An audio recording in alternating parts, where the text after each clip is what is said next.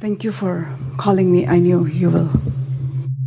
It has to be that way when you know something. When you hope it, there's scattered vibration. When you believe it, there's sometimes a little resistance. When you know something, there's no scattering your vibration. It makes you very compelling. Yes, yes, yes. I was looking for you all my life. And finding us all your life. In other words, coming in different ways, but always coming. Yeah, I was raised Muslim, and 2.5 years ago I had a conversation with you. I said, I need to meet you. And cut a long story short, when I heard Esther maybe a few months ago, I knew it was you, and I met you May 9th in Philadelphia, and then very strange events 2 days ago. I had a very important meeting in Indiana. Last minute got canceled. Yeah. I was going to go to Chattanooga, and I heard you saying, come to San Francisco, and here I am. It's very strange. It's actually normal. The sequence of events that feel like circumstance sometimes feels like chance or happenstance, feels like coincidence. Coincidence in the way we mean it is incidences that are coinciding. Law of attraction provides those. But so many convergences. And once you get in this stream where, as you say, you know it, then life is so delicious as you watch the details of this non-physical assistance coming into place. No. We want to tell you just a brief story about that, and we will hear you fully. In Esther's new house, there are some shelves, and she is putting some book collections that she has gathered for a while. And many years ago, Jerry and Esther met a woman in Tucson who had a collection of Mark Twain books. He'd written far more than Huckleberry Finn and Tom Sawyer. And his books are compelling. Jerry and Esther, as they read them, could feel the abraham-hicks harmony of what he was writing about. And so they were allowed, these books were very valuable and signed by Mark Twain, and so every week they brought another one home, and then the next week they would drive across town and exchange it for another one. And they made their way in 1982 and 3 and 4 and 5 through this collection of books. And Esther always said, one day I will own a collection like that. And so the other morning she woke up, and in her mind was Mark Twain.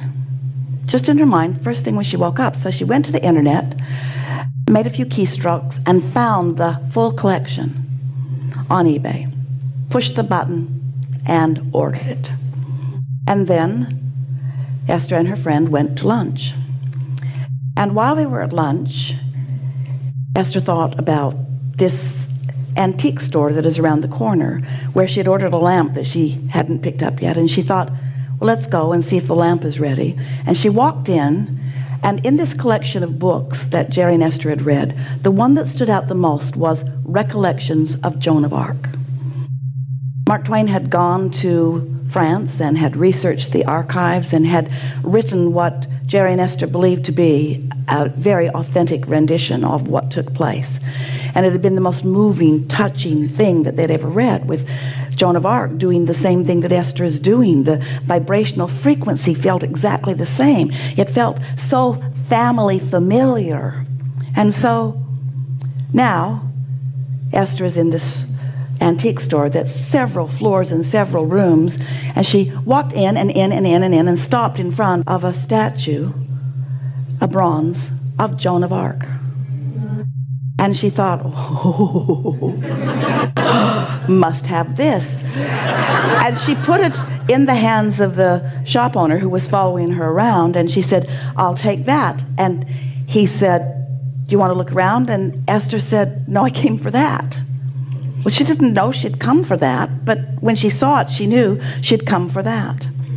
The night before, the gardener was looking up at the house that's being painted, and a new piece of iron has been painted on the top, and he said, that looks like a Esther thought he said the word bull.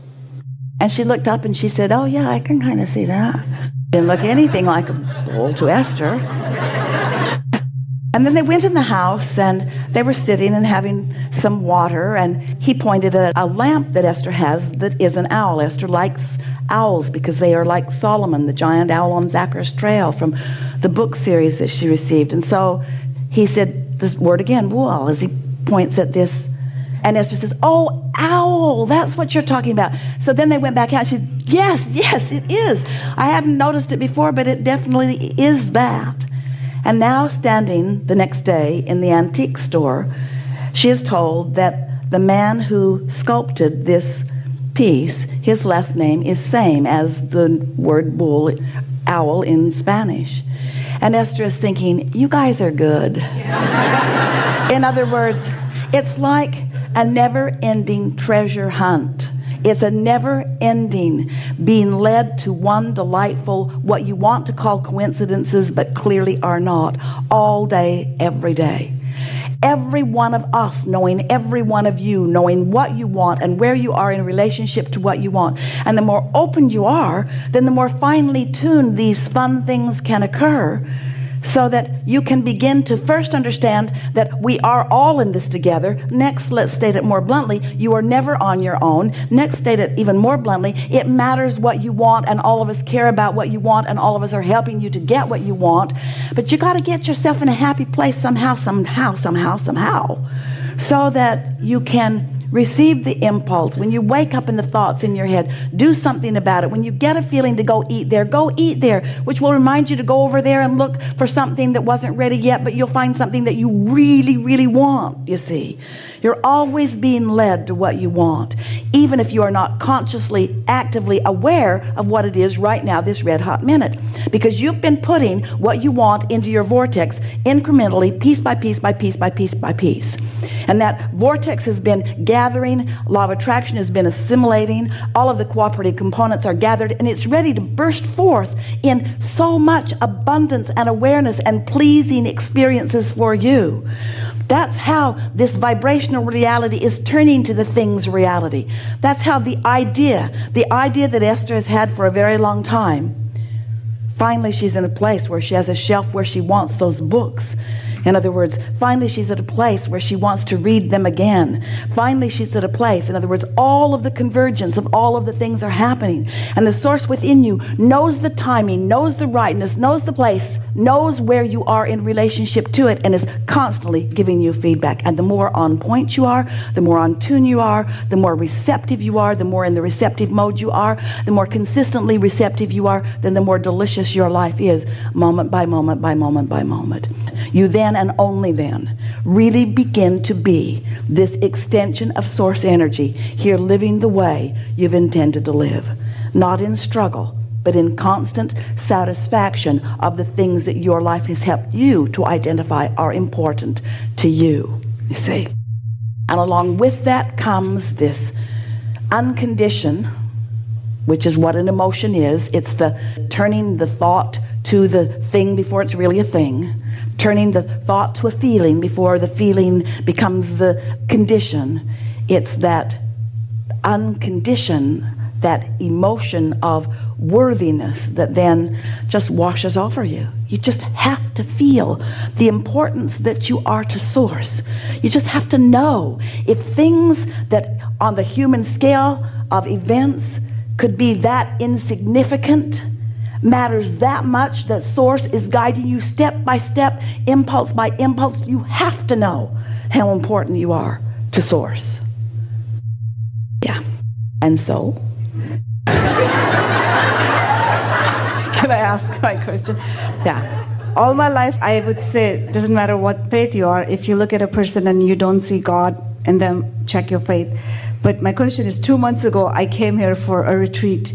I'm a survivor of incest. I'm a child psychiatrist, and I came here with my college friends. They're all physicians, and I'm 48 now, and I fell in love with one of my college mates, and we had this relationship, but 2 months ago, he broke up with me here. We were here for 2 days, and that's what happened, and back and forth in last 2 days, or last week what happened, the way events happened. I'm very busy, and there was no chance that I could come here. So this 2 days cocoon where nobody except for a friend of mine knows that I'm here, because my phone would never stop. People would be looking where I went.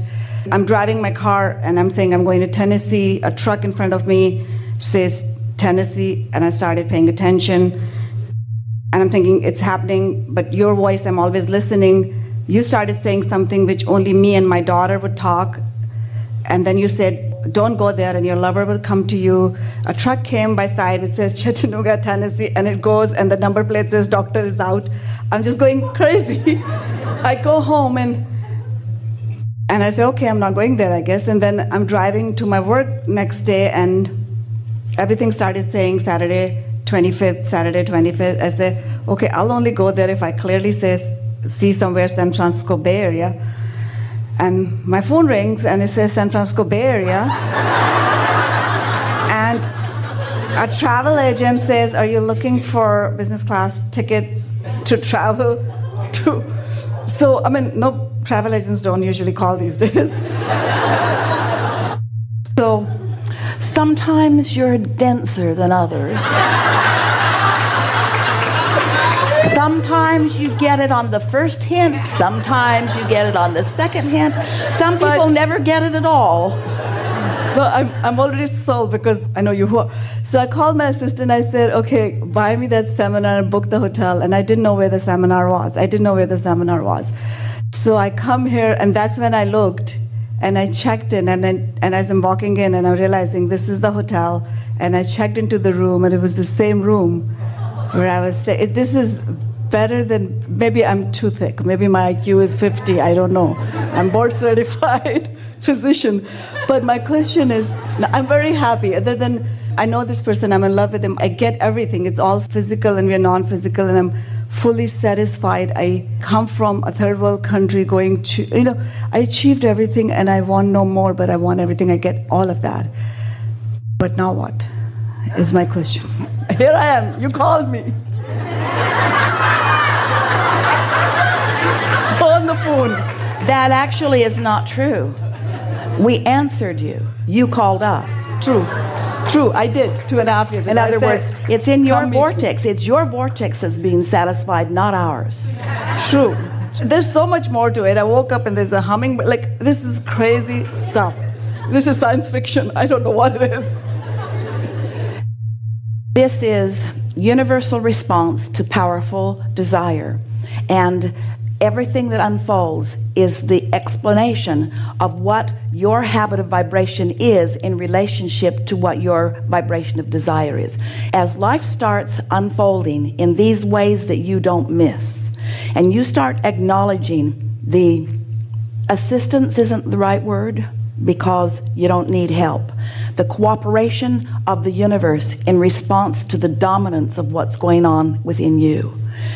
We've been talking about step 1 being life causing you to ask, and step 2 being the vortex gathering, your source standing there in a vibrational reality with everything that you've asked for having come in a vibrational reality. And step 3 is you being aware that you've got to be in the vibrational vicinity of that. You've got to be a vibrational match to that in order to begin realizing, because the revelation is being broadcast to you constantly. But for you to realize it, you've got to be in a vibrational vicinity of the broadcast that's coming back from your vortex. So once you get good at that, once you decide that you care about how you feel, so that feeling good is really a dominant intention within you. And when you go to bed at night, you say, tonight while I sleep, the momentum is going to subside, and when I awaken in the morning, I can begin it again in the vibrational vicinity of that which I desire. And you consistently are holding yourself in a place of predominantly feeling good. Now we describe you as step 4 living, where you are knowing that you want to feel good, and you mostly are, and you know you want to feel good, and you mostly are. And then recently we've introduced in a stronger way to the conversation